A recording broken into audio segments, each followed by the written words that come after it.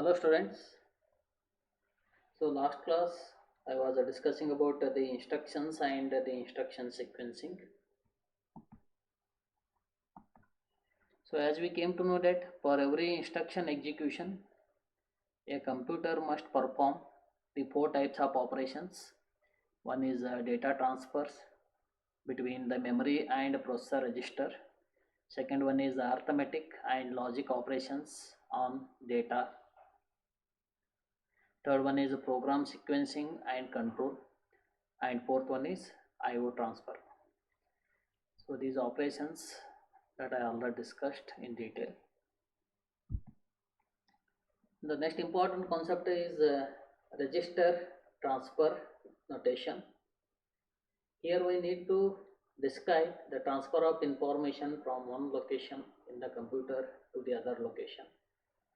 The possible locations may be involved in transferring, that are the memory locations, processor registers, or the registers in the IO subsystem.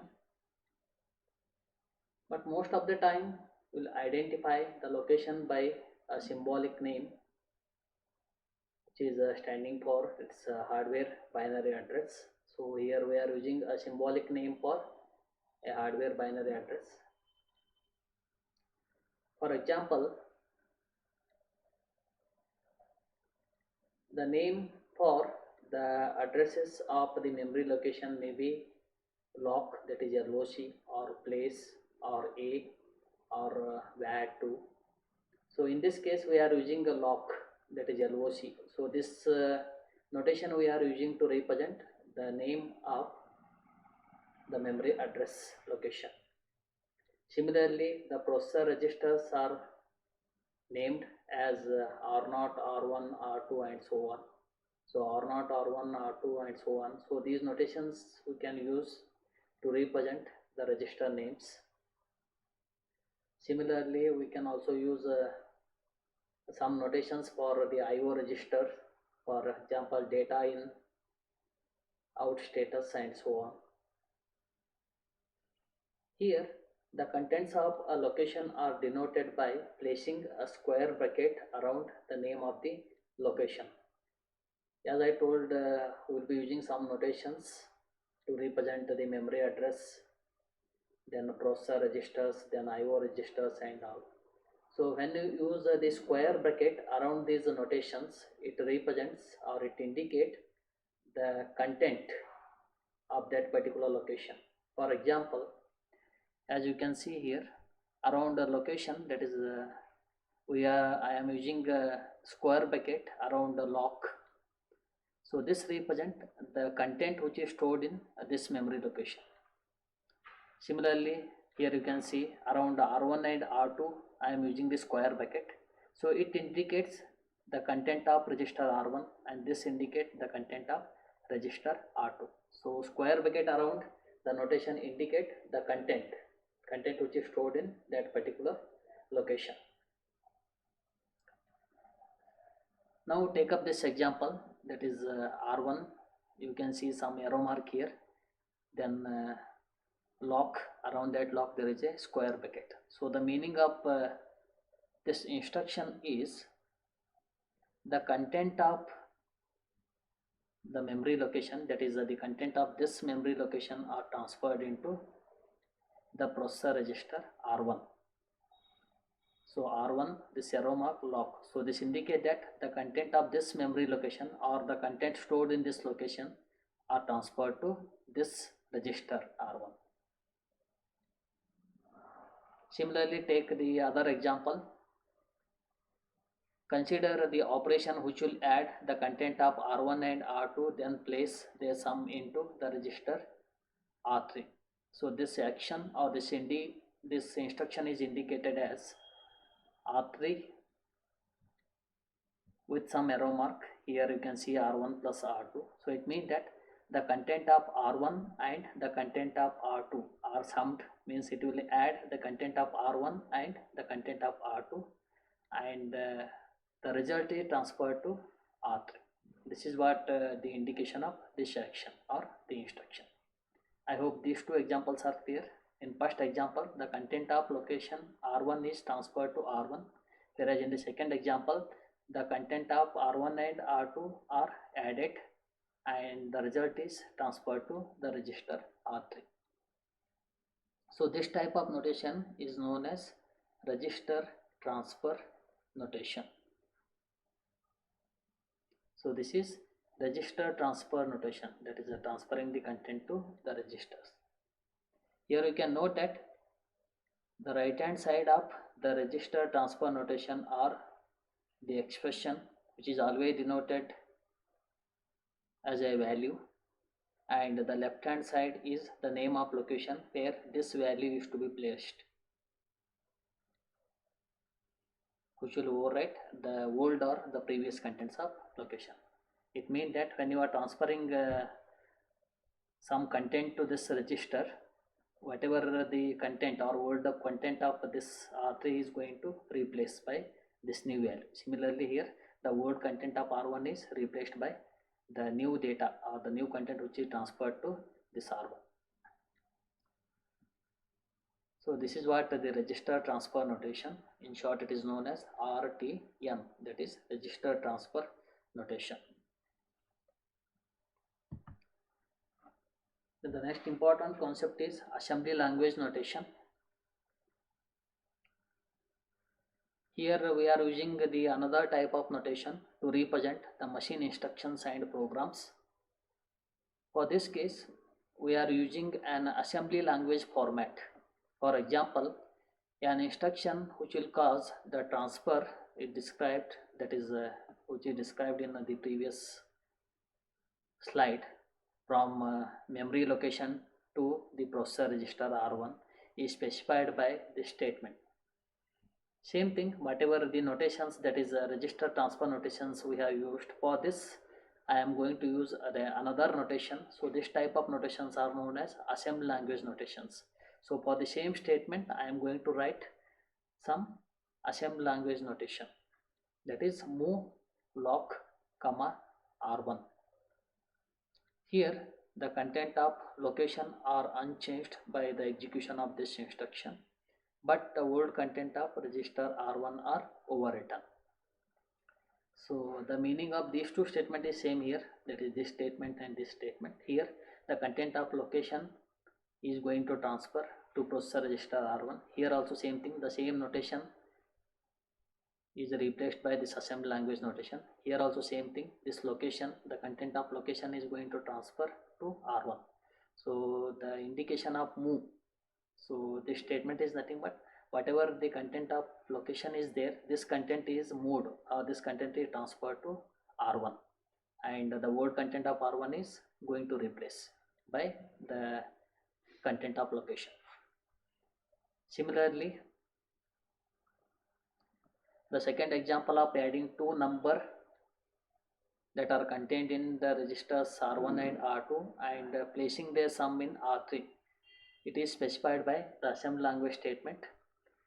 So for this particular statement, that is R3 arrow mark R1 plus R2, that is it will add the content of R1 and R2 and the result is transferred to R3. For the same statement I have written a assembly language notation, that is add R1 comma R2 comma R3. Here the content of R1 and R2 are added and the result is transferred to R3. So this is what the assembly language notation.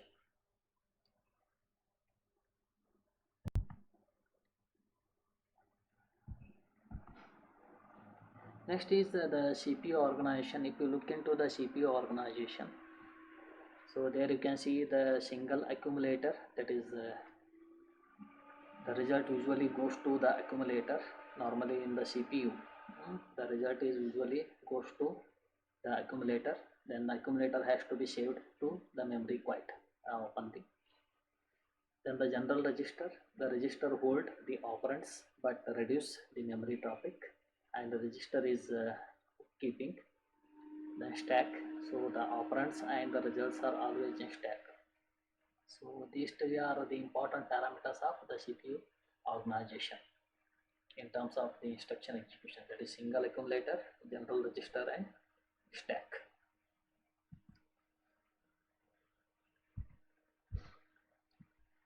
And the next very important things that you need to know is the instruction formats, right? Or the basic instruction types or the basic instruction formats. Here, the operation of adding two numbers is fundamentally a capability in any computer. The statement is consider a statement C equal to A plus B. So this is what one high level language statement you can say, or the statement in a high level language program. So basically it is a command to the computer to add the current values of two variables A and B and to assign the sum to the third variable C. When the program containing this statement is compiled, then the three variables A, B and C are assigned to the distinct memory locations. Here we will use the variable names to refer to the corresponding memory location addresses. The contents of these locations represent the value of three variables. So A, B and C. So these notations indicate the distinct locations or three distinct memory locations. Here the above high level language statement, it requires an action, that is C arrow mark A plus B, which is nothing but C equal to A plus B. So this operation is denoted by this instruction notation, that is A plus B, where the content of A and B are going to add and the result is transferred to the variable C. So this will take place in the computer. To carry out this action, the content of memory location A and B are fetched from the memory and they are transferred to the processor, where the sum is computed and the result is sent back to the memory and it is stored in the location C, right? So very simple.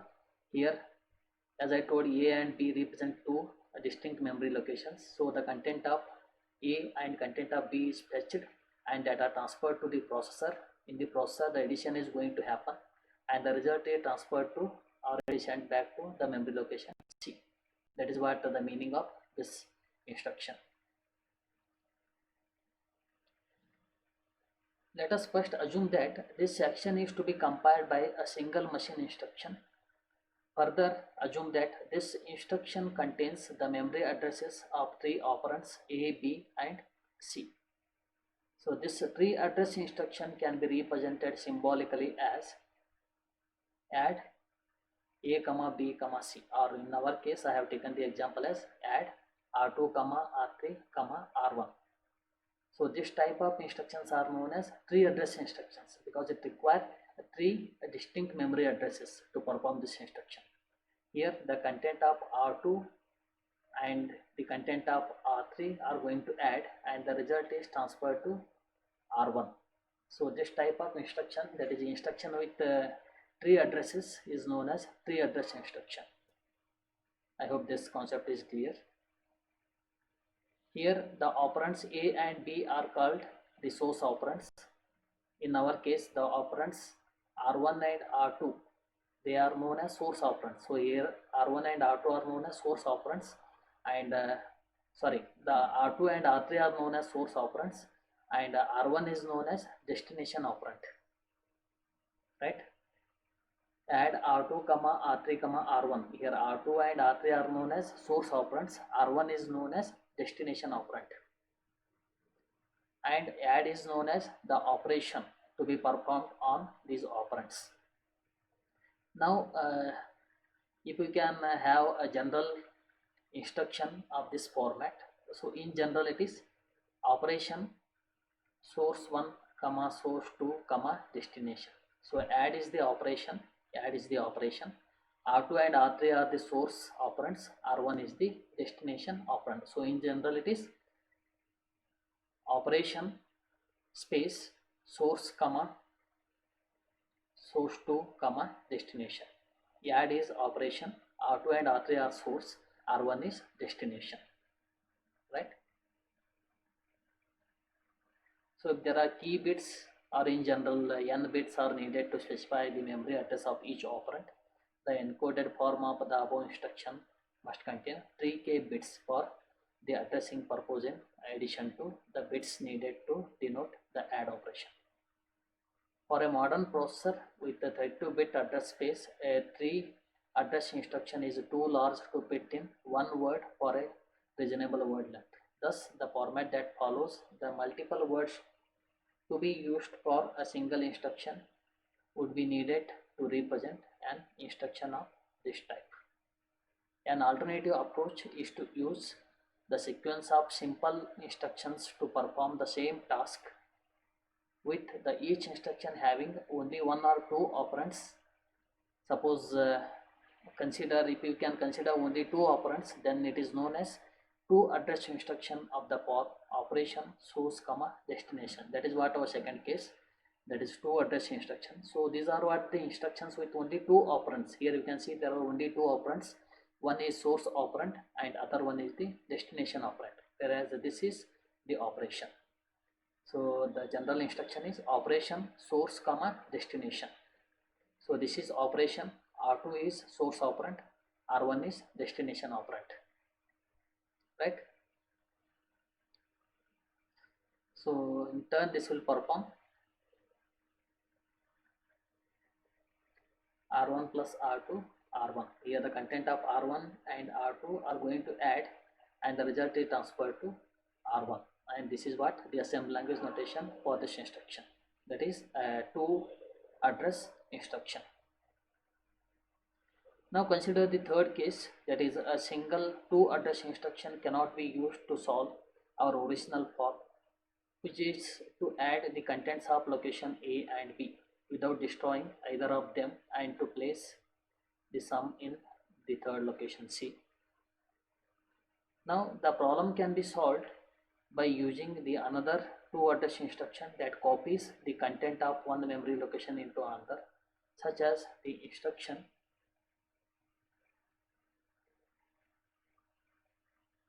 move instruction. So move instruction can also be used here to move the content from one location to the other location, right? For example, move R1 comma R2, where the content of R1 is transferred to R2. So move instruction can also be used here. Now we have defined three address instruction and two address instruction, but even the two address instruction will not normally fit into one word for usual word length and the address size. So another possibility is to have the machine instruction that will specify only one memory operand when a second operand is needed, as in the case of an add instruction. So it is understood implicitly to be in a unique location. A processor register, usually called the accumulator, may be used for this purpose. So such instructions are called as one address instruction, that is the third case, add M. So here M will act as an accumulator, right? Means that add the contents of memory location M to the content of accumulator register and the place sum back into the accumulator. Here consider this instruction add M. Here the content of M is going to add with the content of accumulator and the result will be sent back to the accumulator. So this is what the instruction with only one operand. So this type of instructions is known as one address instructions. Similarly, there is a zero address instruction, that is add. So like this you can categorize the instruction formats or the instruction types as three address instruction, two address instruction, one address instruction and zero address instruction. And there are some specialized instruction, that is the RISC instructions, where it contains the lots of registers and memory is restricted to only load and store. So these are what the instruction types are, the different instruction formats. Now consider some of the example here, right? That is evaluate A plus B into C plus D. So this part is very important here. In your examination you may get such problems. or such programs where you need to write the assembly language notation for that. Here the evaluation expression is a plus b star c plus t. For this you need to write the assembly language notation. So you can write it in this particular way, that is for first operation a plus b. For this expression you can write the assembly language notation as add a comma b comma r1. Here it will add the content of, right, here it will add the content of a and b, and the result is transferred to r1. Here r1 contains the sum of a and b, means the result of a plus b is there in r1. Then write the second assembly language notation to perform the second expression c plus t. Write add c comma d comma r2. Here it will add the content of c and d, and the result is transferred to r2. So r1 holds the result of a plus b, r2 holds the result of c plus t. Then multiply r1 and r2 by using MUL, that is mul operation. R1 comma R2, that is R1 into R2. In turn it is nothing but a plus b into c plus t, and the result is transferred to the register x. There x contain the result of this expression a plus b star c plus t. So in this way you can write the assembly language notation for the given expression.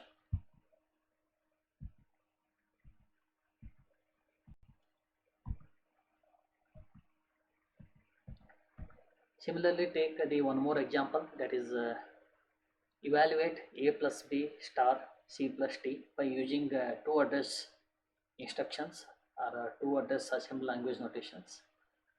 Here you can use the some set of assembly language instructions in this sequence. First move a comma r1. First move the content of a into r1, then move the first you move the content of a into r1, where r1 hold the content of a, then you add r1 with b, right? So which is nothing but add a plus b, right? Then you move the content of c into r2, then you add r2 with d, that is c plus t. Afterwards multiply r2 and r1, there r1 holds the result of multiplication.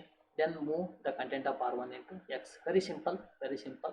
First you move the content of a into some register, then you add that register with b, which is nothing but a plus b. Then you move the content of c into some register, then you add that register content with d, that is c plus t.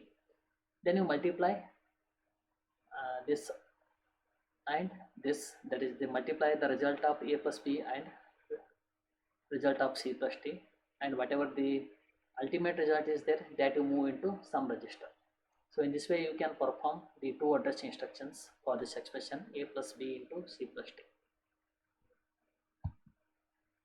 Similarly you can perform the same expression by using the one address instruction. This is also very simple. So one address instruction contain only one operand, right? So to perform this a plus b into c plus t, first you load the content of a, then you add the content of b. Means when you load the content of a, then the content of a will be there in some accumulator.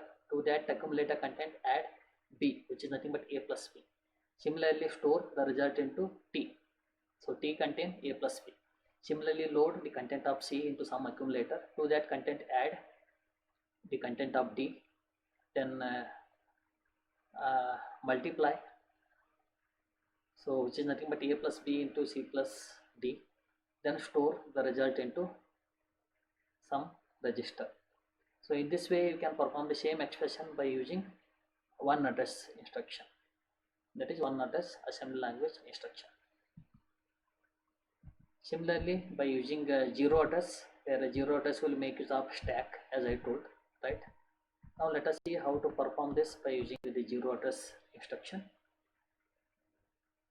For this expression a plus b star c plus t, now push the content of a into some stack, then push the content of b into some stack, then add will automatically add the stack contents, that is a and b. Then you push the content of C into stack, then push the content of D into stack, then add will automatically add the content of C and D, that is C plus D, and the results will be there in the stack itself. Then mul, that is the multiplication, will perform the multiplication of first addition and second addition operation, that is A plus B star C plus D, and result will be stored back into the stack itself. Then from that stack you pop up the result which will be stored in X.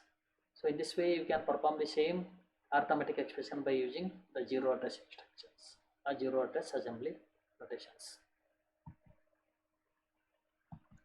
Similarly, by using the RISC instructions or RISC instruction types, right? How you can perform the same arithmetic expression by using RISC instructions? Very simple.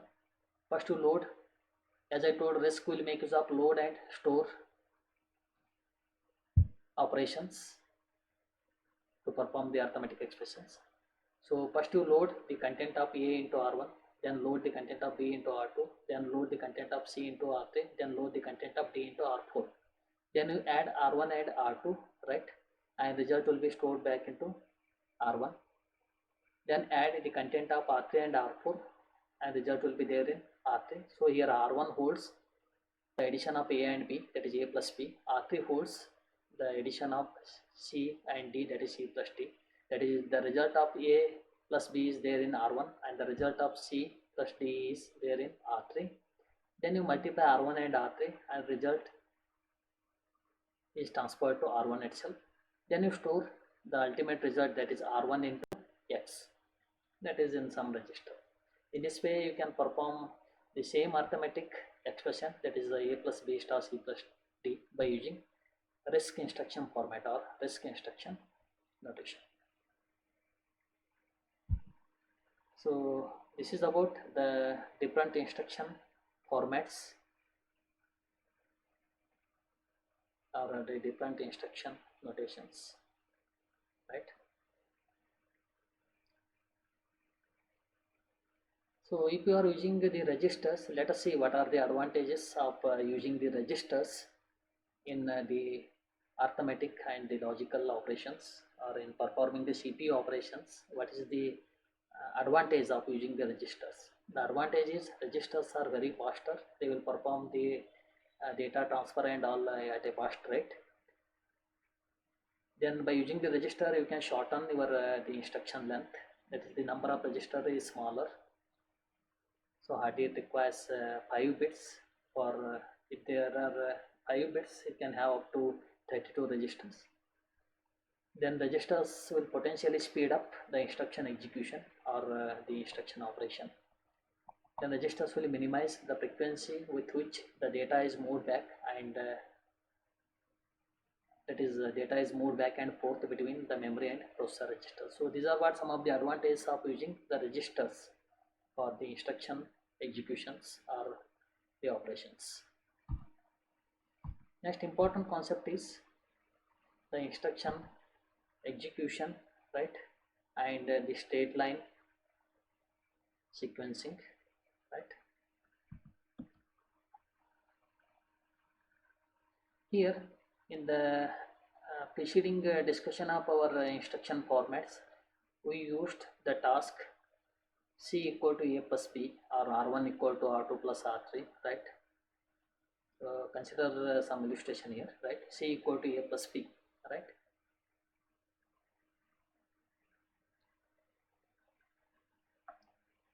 Now we can see in this figure, there is a figure 2.8. It will show a possible program segment for this task as it appears in the memory of a computer. We have assumed that the computer allows one memory operand per instruction and it has a number of processor registers. We assume that the word length is of 32 bits and memory is byte addressable. So assume that word length is 32 bits and memory is byte addressable, right. Now the 3 instructions of the program are in the successive word locations. Consider there are 3 instructions, that is move, add and move. So these 3 instructions are there in the successive memory address locations, right. I plus 4 and I plus 8, right.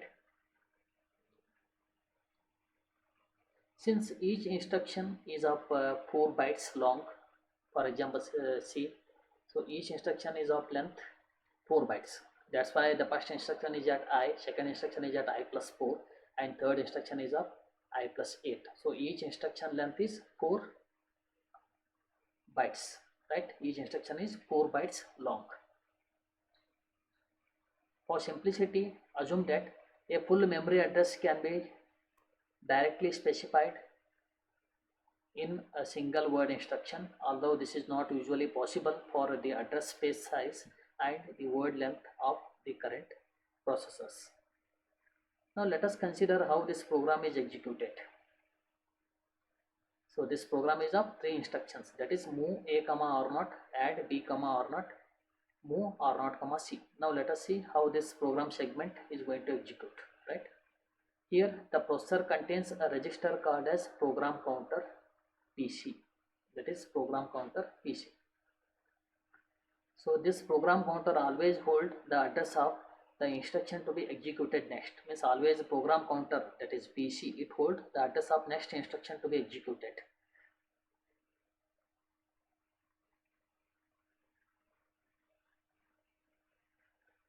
Right? I hope a PC is clear.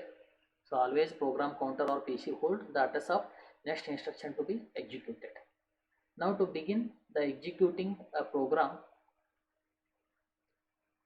the address of the first instruction must be placed into PC. Now to begin with the execution of this program, first the address of this instruction, that is the address of very first instruction, is stored in program counter.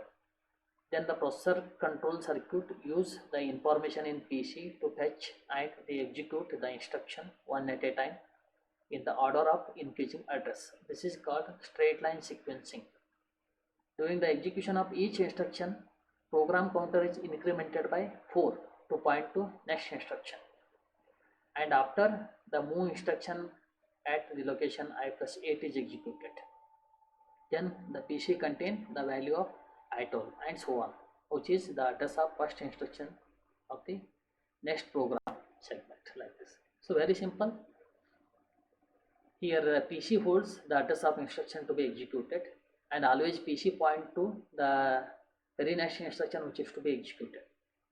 First the processor will execute this instruction move a comma or not, then PC hold the address of next instruction. By using this PC, the processor will fetch this instruction and it will execute add b comma or not, then PC hold I plus 8. By using that, again the processor execute the third instruction. So like this it will execute these instructions in a sequential order. Here PC's role is very important, which always hold the address of very next instruction to be executed. Here executing a given instruction is a two-phase procedure here, right? In the first phase called the instruction fetch, and the instruction is fetched from the memory location whose address is there in PC, that is in the program counter. So this instruction is placed in the instruction register of the processor. At the start of second phase, the instruction execute. The instruction in instruction register is examined to determine which operation is to be performed. Then the specified operation is performed by the processor. So this often involves fetching the operands from the memory or the processor register and performing an arithmetic or logical operation and storing the result in the destination location. Very simple. The instruction execution is a two-phase procedure, right? In the first phase, that is known as the instruction fetch. Here the instruction is fetched from the memory location and it is placed in the instruction register of a processor. Then in the second phase, the instruction execute. So the processor will perform the type of operation. Then the results will be stored back to the destination memory location. So execution of an instruction is a two-phase process. The first phase is instruction fetch, that is fetching the instruction from memory location. Second phase is instruction execute, that is executing the instruction, that is performing the operations. Then the result will be stored back to the destination memory location. Here the specified operation is performed by the processor and results will be stored back to the destination location, right? very important. Then at some point during this two-phase procedure, the content of program counter are advanced to point to the next instruction. That's why I told the role of program counter is very important.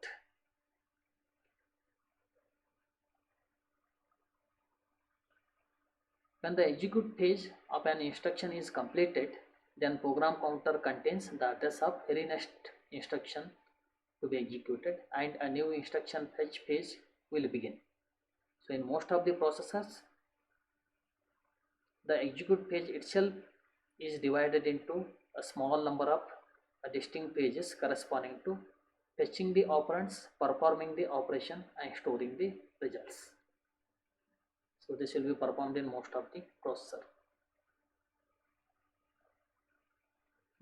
So this is what the instruction execution and straight line sequencing, right?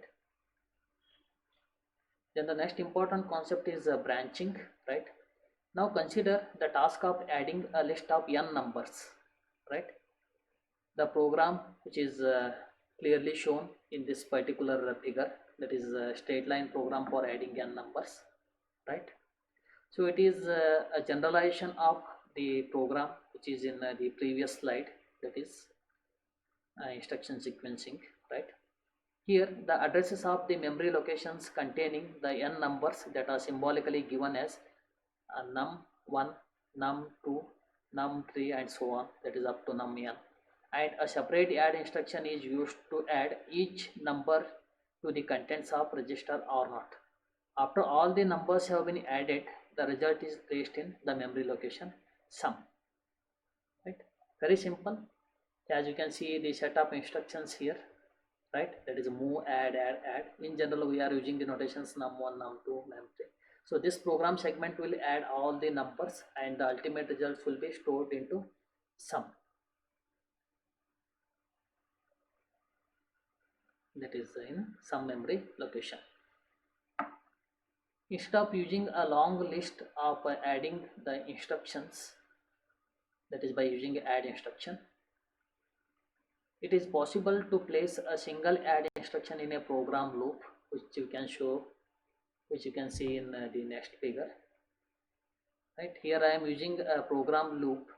So instead of writing those many instructions to add those many numbers, instead of that you can use a single add instruction in a program loop, which is shown in this particular figure. So this loop is a straight line sequence of instructions executed as many times as it is needed. So with this single add instruction, placing it in a program loop, you can add those many numbers that you want, right?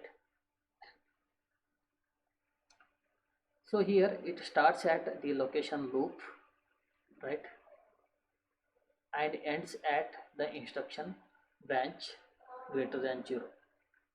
So if you want to identify where exactly this loop will start, so this loop will start with this notation loop, and this loop will end at this instruction branch equal to 0. That is from this location till this, it is a program loop. Program loop usually start with loop and it will end with a branch instruction, that is branch greater than 0, right? So this indicates end of the program loop. So here you can place a single add instruction that will add those many numbers that are needed.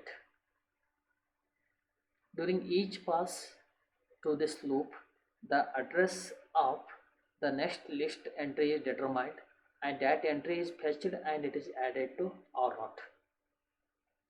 The address of an operand can be specified in various ways, right? Now we are concentrating only on how to create and control a program loop. Okay. Now assume that the number of entries in the list are n, which is stored in the memory location capital N, which is shown in this particular figure, right?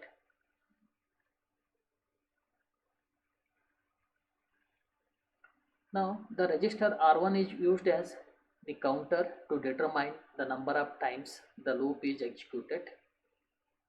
Hence the contents of location N are loaded into the register R1 at the beginning of the program. Now within the body of the loop you can use the instruction decrement r1, right? So here you can see within the body of this loop we are using the instruction decrement r1. So this will reduce the content of r1 by 1 each time through the loop. Here the execution of loop is repeated as long as the result of decrement operation is greater than 0.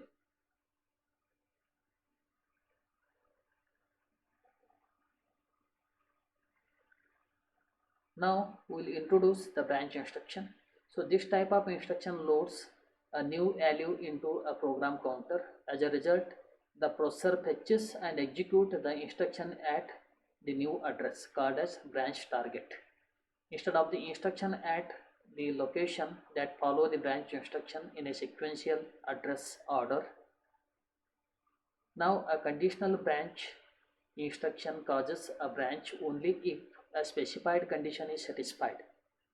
So here the question comes, what is meant by conditional branch instruction? Always conditional branch instruction, it will perform the branch provided a specified condition is satisfied. If a condition or the specified condition is satisfied, then only the branch will cause or it will execute the program loop. So such instructions are known as conditional branch instruction, that is branch or execution of branch instruction based on a specified condition which is satisfied. So if the condition is satisfied, the branch will cause or the branch is going to happen or the program loop is going to execute. So such instructions are known as conditional branch instruction. If the condition is not satisfied, then PC is incremented in a normal way and the next instruction in the sequential order is fetched and executed. So in this program example, you can see the instruction branch greater than 0 loop. Branch greater than 0 loop. It means that this loop will be executed, or whatever the instructions which are placed in this program loop will be executed until branch greater than 0. Until it is greater than 0, until this condition is satisfied, it will perform this loop. Once this condition is filled, then it will come out of the loop, then it will execute the very next instruction. This is how the branching work.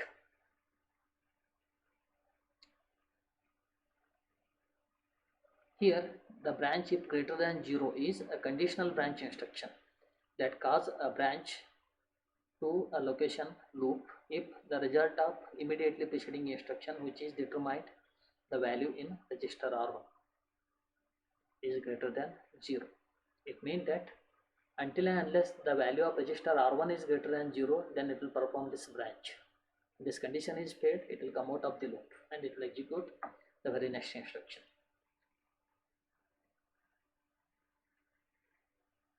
It means that this loop is repeated as long as there are entries in the list to add to R0.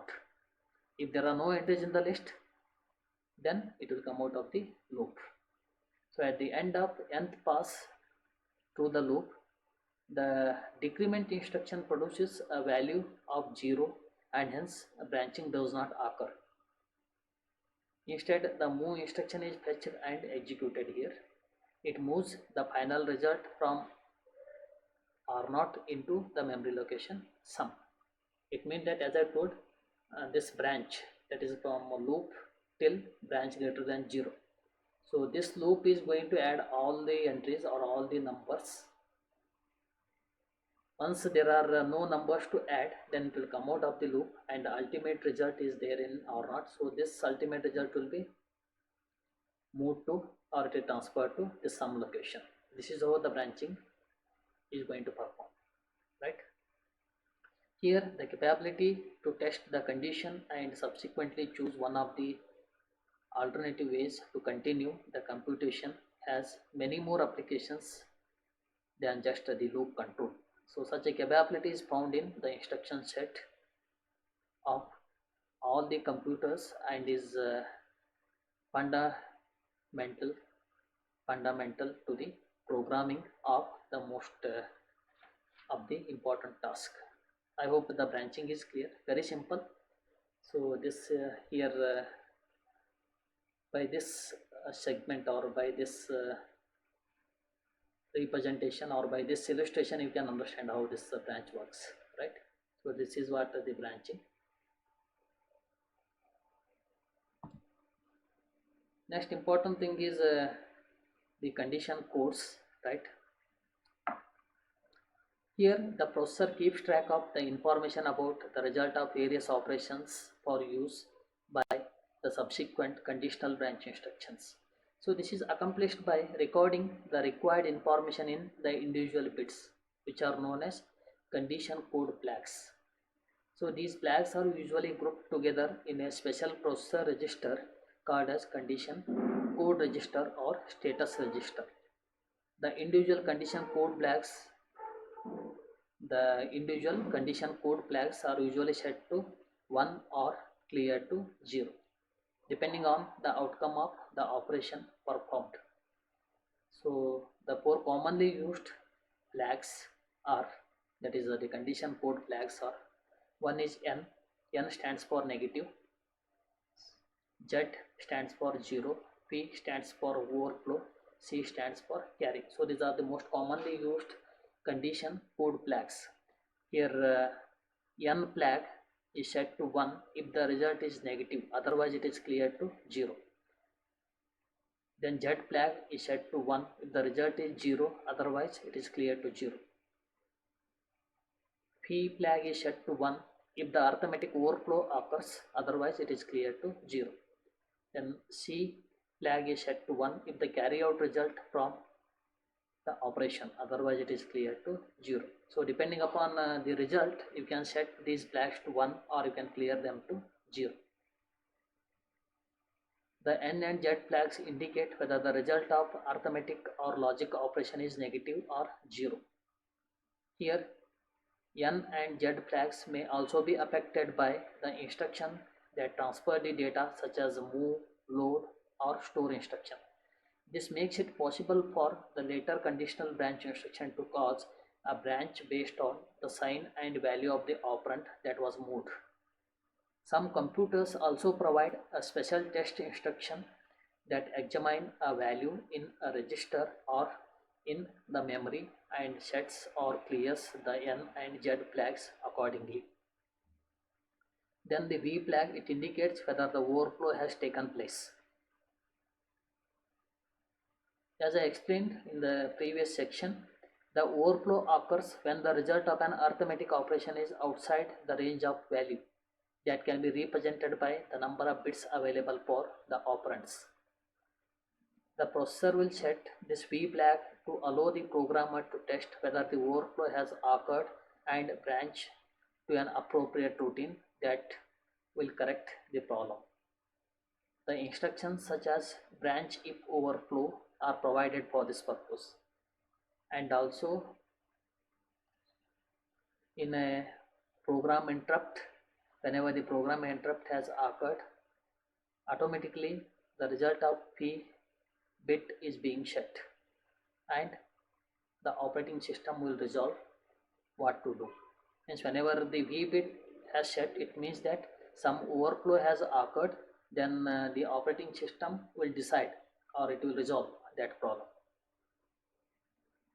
Then lastly, the C flag, which is set to 1 if the carry occurs from the most significant bit position during the arithmetic operation. This flag makes it possible to perform arithmetic operations on the operands that are longer than the word length of the processor. Such operations are used in the multiple precision arithmetic.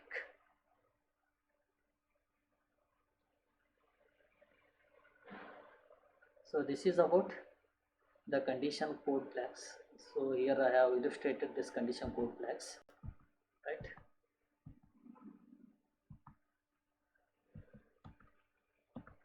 I think you can understand this, how exactly the conditional code flags are going to set. Take an example of adding the A and B with these 2-bit patterns. So here I have added these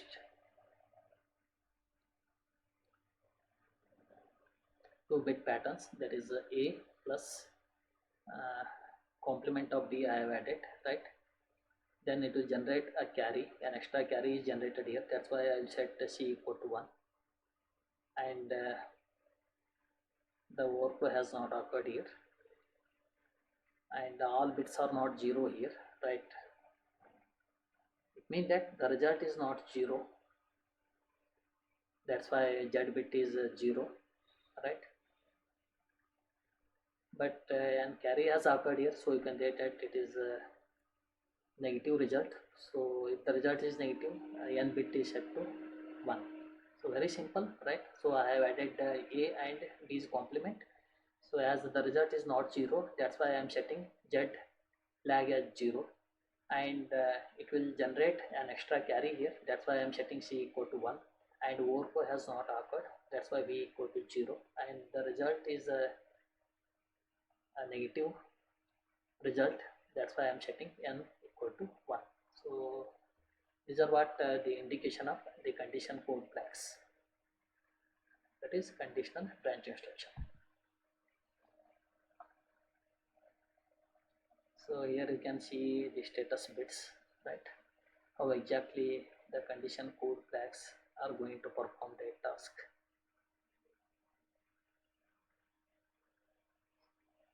right? So ALU is arithmetic and logical unit, as it will perform the operations by using some adder here, or you can say some circuit.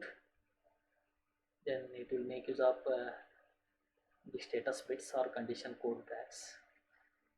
So that in turn help the operating system to take the decisions whether to continue with the further processing or not. This is how the condition code flags or the status bits will help the operating system in taking the decisions or in performing the processing or the operations. So in the next class, I'll discuss about the very important concept, that is addressing modes. Addressing modes are very important here, so that I'll take up in